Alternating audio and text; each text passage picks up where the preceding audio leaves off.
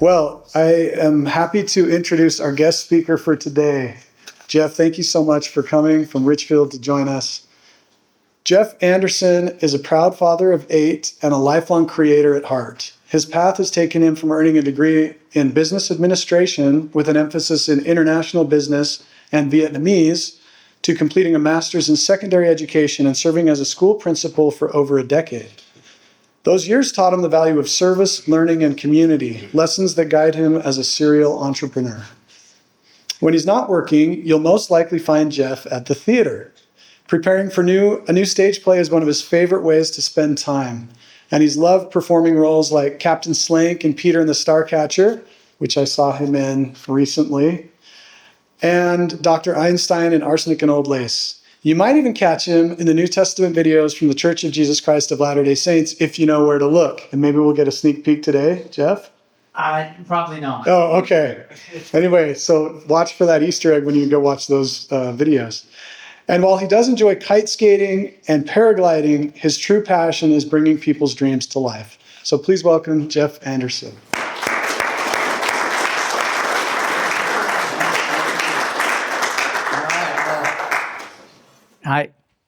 The AI made me sound pretty impressive in my bio. I don't. Yes, it's all true. I love the theater. I do have 8 children, and I am a serial entrepreneur. I graduated in business administration, and so I thought I am the man that can do the business because I have a degree. I'm ready. Right? And so I started my businesses. The first one was American Amusements that I started still in college. And some of you may know what an Orbitron is. It's the guy on the side there. You go all different directions. I had an Orbitron. I had a Pentawhirl. I gave amusement rides to people. I go to events, and it was great. And I had lots of fun, and they had lots of fun. I'm like, okay, sweet. We're going to do this. And at the time, during college, I worked at a roller skating rink. And it was awesome, by the way. And then as I was getting to the end of my college, the roller skating rink closed, which left an opportunity. I opened my own roller skating rink, right? So the owner of the roller skating rink needed everything cleaned out of the building. And I'm like, hey, I'll do that. Yeah, I'll take care of that for you. And so I did. I cleaned out, wall to wall. I got all the roller skates. I got concession equipment. I got candy machines and, cotton candy and golf putters and, all this crazy stuff, right? Because I was in the right place at the right time. And so I started my roller skating rink with this is bootstrapping, by the way. My total outlay commitment to open my roller skating rink was $40. Best business? Oh man, I'll tell you what. I had the greatest time. I would rent a town hall by the night, and it was awesome. So I also got with the area PTAs or the PTOs, depending on what it was. And I'm like, you know what? Your students, they are going to have a roller skating rink, and I want to help you to support that, right? So you send volunteers to come and take tickets at the door, and I'll donate to the PTA, right? Oh, best idea ever, right? So I had people come from the PTA, which means they brought their children, right? And then they told everyone else, and then everyone else came, and I was only open 2 nights a week. So minimum, my time commitment was small, my overhead commitment was small. If I had to do it again, I would, right? So, and so I started the roller skating rink, and the first night we had, 30 people. It was like, yeah! And then the next night we had more and more, and we peaked at like 180 roller skaters a night, and it was awesome. I ran for 4 seasons until the town decided, yeah, okay, we're going to do something else with the building now, and I was no longer able to rent the space. Bummer. It was, it was a bummer. But during that time, I also opened a water slide. This is what serial entrepreneurs do. You're like, you see an opportunity, you're like, yeah, and you do something, right? And really, I mean, while it does matter what you do, doing something is so much better than doing nothing. Okay, so I had this opportunity. We purchased a water slide, opened this water slide. It ran for several seasons in the summer because the roller skating rink was in the winter. I'd close it for 5 months of the year because it was summertime. Go outside. And that was dictated by attendance, right? So nobody was coming. Oh, it's time to close. Okay, all right, get to winter. Oh, okay. And you open back up again. And it made it so that the supply and the demand matched. If I was open all the time, then people would say, oh yeah, we can go anytime. If I'm open for 3 hours, then I've got a line out the door waiting to come in when I open the doors. Supply and demand is a thing that you've got to play with, and I don't know, some of it's luck, some of it's not. Anyway, opened the water slide, ran it for several seasons. During that time, that wasn't the only thing that I was doing. That was my side gig, which, by the way, was the thing that made money for me, was my side gig. I also purchased a cleaning company. So during the day, I would go clean carpets, and in the weekend, then I go roller skating. It was beautiful. So I had the things that are important here with my cleaning business is that I had purchased an established business with cash flow. I can't tell you how important cash flow is for a business. You have a business and you run out of cash flow, your business closes. Okay? If you have a business and your cash flow is somewhere else and you're paying for your business to be open, that's called a hobby. Okay? If your business isn't making money, then it's a hobby. And I'm not saying that a hobby can't turn into a business, but a business has to make money to be a business. Okay? So, I was trained in carpet cleaning. That was what I did when I was a teenager. So I went back to that. I actually purchased the company from the person who trained me. And so the clients that I had were already my clients because I had already been doing work for them for several years. And so that was very beneficial. The core success is I enjoyed making happy customers. I found a core satisfaction in seeing a job well done and seeing a happy customer. That's part of who I am. Part of my core personality is to make people happy, which is why I love the stage. Because that's part of my core personality of who I am. I look for opportunities, amusement rides. I want to see people happy. A roller skating rink. This is good times. And so it was awesome. Downside was it was physically demanding and the growth was limited because I depended on myself. So at the time,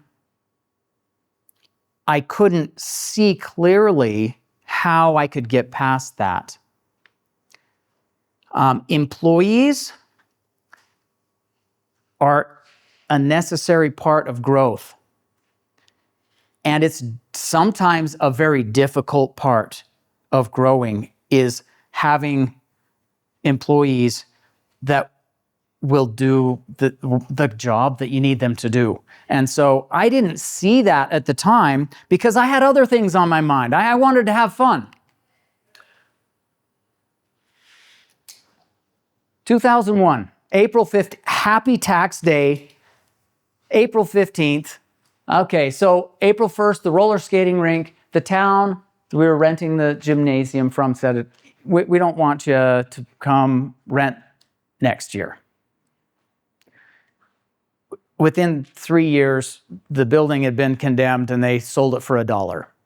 Not to me, which really, that was upsetting. So, and then April 15th, a tree fell over on my van, a big tree, no more van, which meant my carpet cleaning company, I had a choice to make.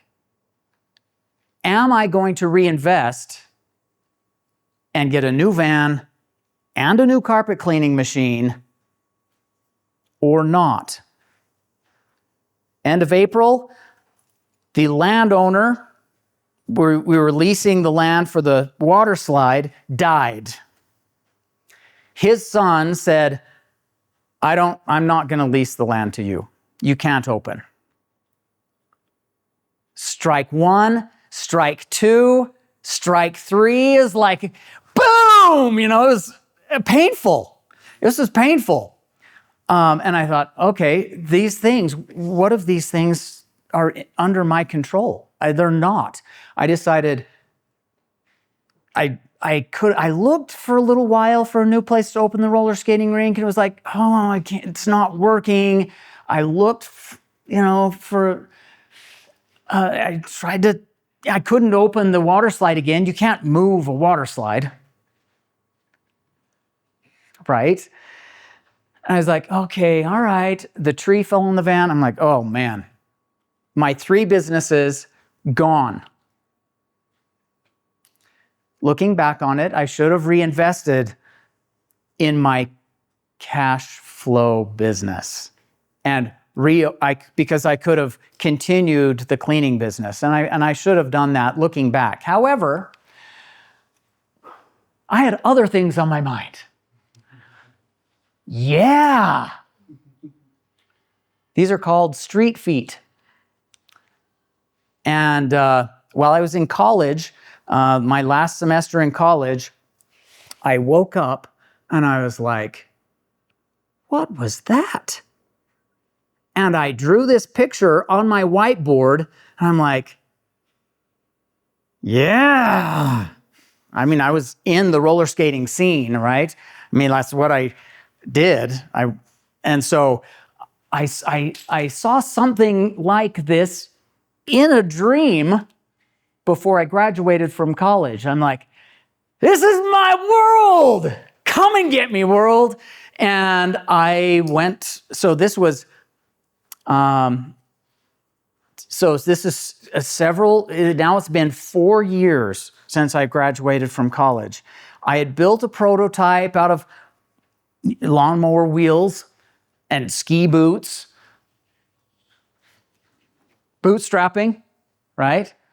And I'm like, okay, had someone drag me behind their car, and I'm like, all right, this is good times. And then my businesses were like gone. I'm like, okay, I am going into international business, and this is what I'm going to do it with. Right? So I got all hyped, right? I went to trade shows. I'm like, okay, how do I do this? I met people, I connected, and I created the Rockville Street Feet. Right? So during that year that I had, lost my business, I had started early in the year, January, before I knew that my businesses were going to just implode. I started earlier in the year, and by the time I got to April, I was invested in a new business. So I'm like, okay, this is the thing that, oh man, I want most. And so I went overseas, I arranged productions, went to Taiwan, and I embraced risk without proof of cash flow, which sometimes entrepreneurs will do that, right? I lived on credit card debt because I had lost my businesses, right? And then the market forces came into play, and they were bigger than my dreams. September 11th, 2001, I had just finished my first trade show with my new product. I was in the Valley of Fire in Nevada, appropriately named for this particular situation. And it was 9/11, and then nothing was happening. Market forces came to a screeching halt. There's nothing, it had nothing to do with me. And so, I muddled along. I was on the, cover of a Hammacher Schlemmer magazine, for ordering supplies. I went through, I went through a portion of, I went through a couple thousand skates, and I'm like, all right. I couldn't make it, right? Because this is the thing, this was my dream. And I had to tell people that they wanted my dream, which turned out to be a harder sell than I thought. Okay? So then I had to relearn. Something very important, and I did it with something as simple as vending machines. I started with one. I'm going to buy this vending machine. I put it in a laundromat. It did great. I'm like, okay, it did all right. I'm going to buy 25 of them. So I bought more vending machines and put them out there, and they were okay. But the thing that I learned, the core principle here, is that you should look for what people want. Very important. And this is a core principle that I had to relearn, because what I wanted was that. What people wanted, I relearned by doing vending. If a candy was not selling, I would switch it for a different candy until I found a candy that people wanted. Right? And this is the super key, is that finding something that people want and need is the basis for a successful business.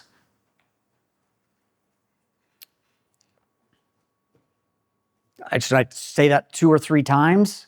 Because it's really, really important. And I had to relearn this core principle. Find something that people want and need, and you have a business. Okay? All right. One more time, because this is really important.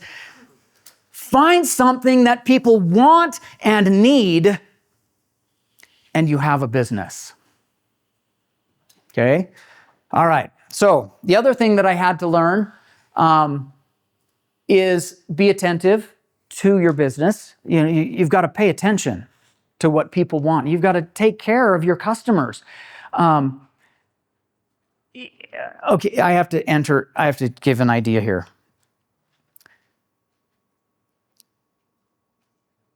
Money. All right. If you have something that people want and need, it's okay to ask for money.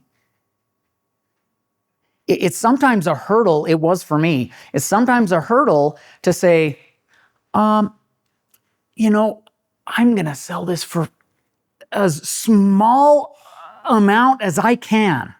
I want to make myself as miserable as possible and not have any money so that my customers can have what I want them to have, right? No. Customers are happy to pay, right?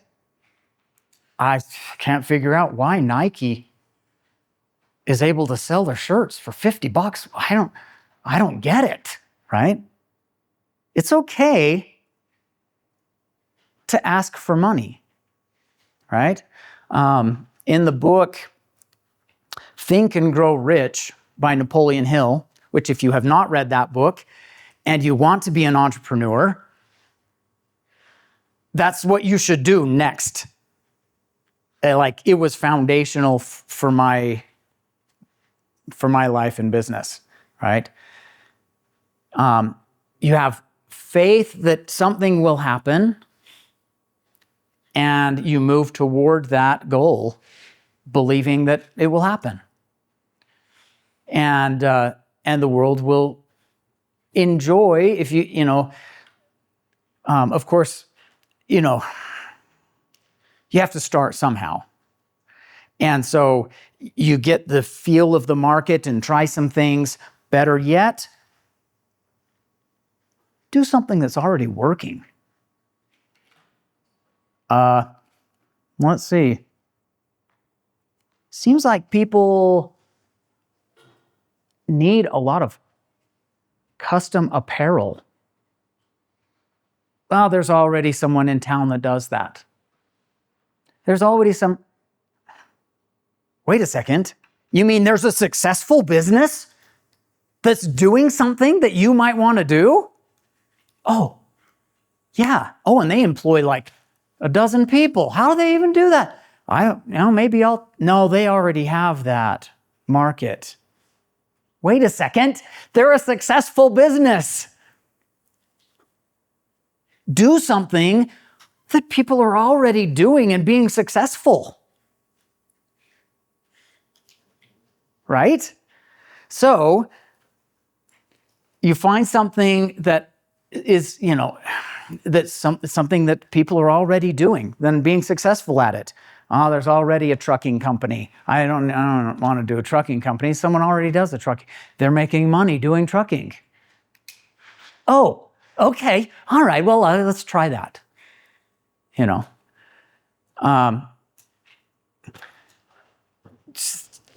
don't know, plumbers. And I don't want to be a plumber. I don't want $100 an hour for, that sounds terrible. Wait, plumbers, $100 an hour. Let's see, I could do that. Or I could do vending and count quarters, right? For not $100 an hour. Find something that you can do that's already successful, and it's okay to have another one in town. Okay, well, my plumbing service is only $90 an hour. I'll come do that for you. Well, okay. Twist my arm, right? Did you getting that? And I didn't understand this. Enlightened self-interest means that if someone else wants it, oh, I think I said that already. If someone else wants it and you can do it for them, do that. That's called enlightened self-interest. You do that, you pay me, we're both happy. Find something that someone wants or needs. Seems like I heard that somewhere before. And do that. You don't have to recreate the wheel. I mean, you can do all kinds of things with wheels, and it's fun, but that doesn't necessarily mean that's an established business with cash flow, or even that's something people want or need. Okay. Next, JBC Threadworks. Core principles. Do what you know and preferably what you love. That, yes. So there was a drummer, is that right, that was here that talked about his passion for drumming. Is that what I... First guest speaker. Right? Okay. Yeah, passion. And you do what you love. And well, I don't know if he even cared if he got paid. He was playing the drums, right? A business, then he would charge for his drumming services, right? If it's a business. Otherwise, it's a hobby. Okay? Find what fills your soul. Mine is making people happy. I already covered that a little bit. Someone greater than myself is propelling my success. I hold on to the sail and God sends the wind. That's me in Taiwan. Testing my new product. 12-inch wheels, kite skating. Oh man, it was the bomb, right? It is what it is. You don't see them everywhere, right? But they're a lot of fun. Okay, just because something bad happens doesn't mean it will end badly. April, why is April? Jeez, give me a break, April. COVID, so I had started my JBC Threadworks business in my garage while I had other cash flow. I was a principal at a school, right? And I'm like, oh, I'll print those shirts, in the evening, go in, print some shirts, go to work. That was my cash flow, right? I started getting more orders. Oh, people want and need this. Sweet, right? So I start doing more and more and more business. Best engine for growth is word of mouth. And customers tell other customers. I get more customers. After 5 years, I was ready for something. I was ready to expand. And I purchased a company out of Pleasant Grove called Threadworks and Blue Sky. Does anyone know what purchasing Blue Sky means? Purchasing Blue Sky means you bought nothing but a customer list. You purchased Blue Sky. It was a customer list. And I purchased a machine, a forehead embroidery machine. And I'm like, okay, we're going to expand from screen printing into embroidery. And here we go. So I opened my storefront November 1st of 2019. Oh, 2001, no, 2000. That one is not wrong. That's wrong. April 2020. So 2019, I opened my storefront. 2020 was COVID. And I'm like, oh, geez, government says shut down, right? Well, that was April Fool's Day. I closed for one day It was April Fool's Day. And I'm like, oh, I get it. No. I'm an essential business. It was now, make sure this is a super, I want to make this point super clear. I had a choice to reinvest in my carpet cleaning business and probably should have, right? I now had a choice because I had invested. I now had a choice whether I was going to close my doors or not. And I made the choice to not to. Because I was an essential business. I say so. Voila. Opened. 2020 was, it was a little tough. Sometimes I'd drive from Richfield to Lehigh, where I had a virtual office, right? One of those, there's the bootstrapping thing again, right? I couldn't open an office and hire an employee. So I got a professional office, $200 a month. They can drop the thing off at the front desk. I'll come pick it up and my customer is served, right? And I had a box that was this big on the shelf at the executive office, right? Where there's a secretary, but that's it, right? I would drive to I'd drive from Richfield to Lehigh and back to deliver a single Christmas stocking. Like, oh, geez, what are you doing? Right? It's the only thing I had. And I had to serve my customers, right? You want to make them happy. This is important. So there I was. And then all of a sudden, the machine that I purchased it started skipping. The motors weren't powerful enough, and it'd be doing a design, and then it'd start in a different place, and I was like, oh my gosh, this is the worst. And so my, tens of thousands of dollars, I guess I invested $20,000 in the machine, was all of a sudden, it's not working. But I had started already, and I saw that I had customers that I needed to service, and I saw there was a need, and my customers wanted me to serve them. And so I'm like, okay, we're going to do it.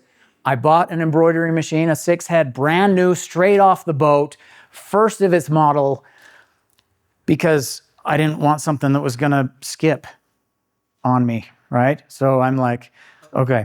And so then I chose at that point to reinvest. If you've got something that someone wants or needs, it's okay to do so. I did, and JBC Threadworks awarded one of Utah's top 100 fastest growing companies for 2025. The Utah 100, right?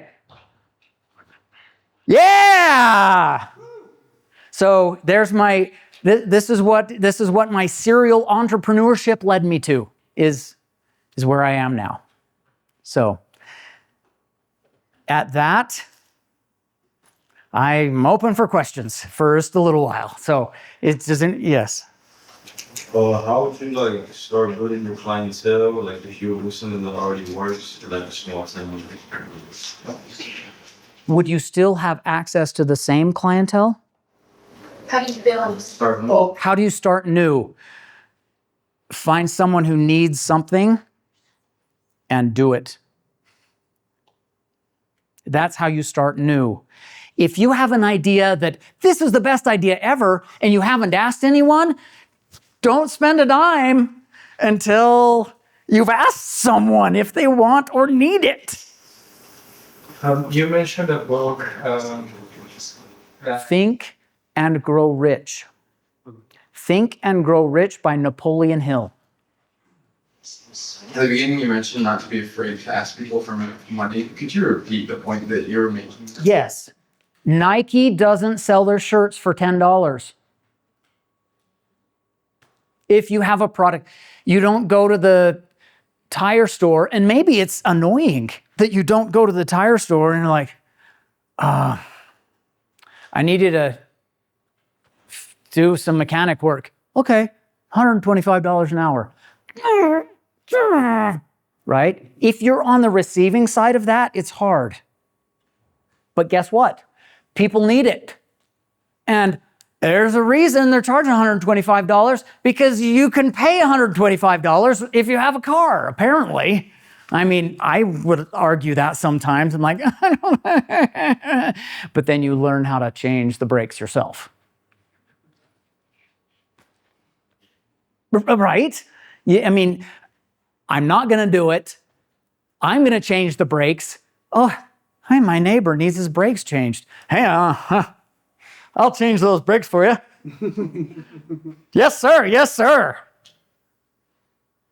Do you see how that happened? You learn how to change the brakes, and your neighbor needs your brakes changed. You've also, all of a sudden, you've got your first customer. Okay, any others? Oh, you guys are awesome. I hope that something, yes. Can you talk a little bit about the finances of maybe your current company and... You bet. So in my first 7 years, I doubled every year. I mean, it means I started really small. Okay, but the rice and the chessboard, anyone? Oh, okay. The wise man said, oh, you don't have to give me anything. I just want one piece of rice on the first square of this chessboard. And then on the next one, I want two kernels of rice. The next one, I want 4. And then 8. Just double the amount of rice on the chessboard. King says, yeah, that's what you want, whatever. Soon realizes, oh, there's not enough rice in China to fill the chessboard, right? So even if I start small, $5,000, then 10, then 20, and 50, and $500,000, right? I've hit that. My next benchmark is $1 million. I hope to get it last year. Nope. This year, no, I don't think I'm going to get there either, right? But I mean, it's not impossible. It could happen if I service my customers correctly. Is that helpful? Yeah, and who are your customers? Who are your best customers that you figured out? My best customers are the ones that need me. I'll do, someone will come in, will you do this quilt square for me? Yes, I'll do that quilt square for you. Because they need me. And I help them. And I charge them money for it. And it's that enlightened self-interest. Yeah.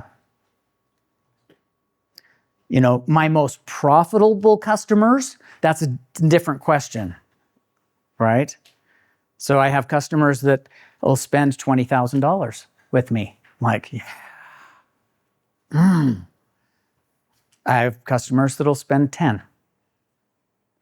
Is one more important than the other? Well, for a business, yes. For me, emotionally, no. They're similar because I'm helping someone. And that's really where I get my core value is making someone happy. So when those tough times came along, what did you do to stay positive and keep trying what you were doing? When all the creditors are calling, I'm at the bankruptcy court. I mean, my kids are stuff. My poor wife. Oh my gosh, what a saint! What a saint the woman is. What did I do? I cried sometimes. I tried to think of something that I could do, and the best thing that I could do happened to be vending machines. I got side jobs. I worked at youth correctional, like youth treatment facilities as night staff, like anything. It was emotionally difficult. The School of Hard Knocks, that tuition is more than any of y'all all are going to pay for Snow College. The School of Hard Knocks, its tuition is high, both financially and emotionally. And it's okay because it teaches you very clear lessons. Yeah. Thanks, Jeff. That's all the time we have. All right. Thank you.